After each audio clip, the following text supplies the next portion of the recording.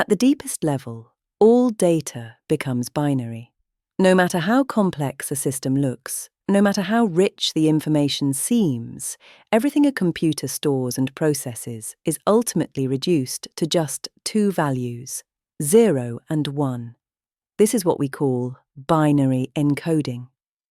Binary encoding is the representation of information using two distinct states, typically written as 0 and 1. These states correspond to physical realities, on or off, high voltage or low voltage, true or false. Computers don't choose binary because it's elegant. They use it because it's reliable. It's far easier for hardware to distinguish between two clear states than many subtle ones. That simplicity is what allows computers to scale, run fast, and remain predictable. Every higher-level form of data depends on this foundation. Numbers are converted into binary values. Characters are mapped to numeric codes, which are then stored in binary. Images, audio, and video are all broken down into numeric representations and encoded as long sequences of bits.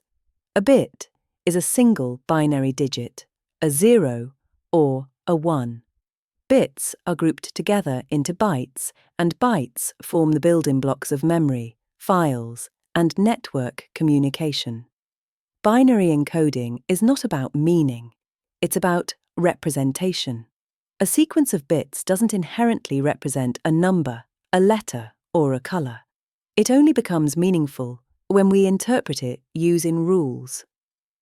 Rules defined by encodings, formats, and protocols. For example, the same binary pattern could represent the number 65, the letter A, or part of a pixel in an image. The bits don't change. The interpretation does. This is a crucial idea. Binary encoding separates storage from meaning. It allows systems to be flexible, layered, and extensible. But it also means that errors can be catastrophic. A single flipped bit can corrupt a file, change a value, or break a message. That's why error detection, checksums, and redundancy are so important in real systems. Binary encoding also has practical limits. Finite numbers of bits mean finite ranges. With only 8 bits, you can represent 256 distinct values.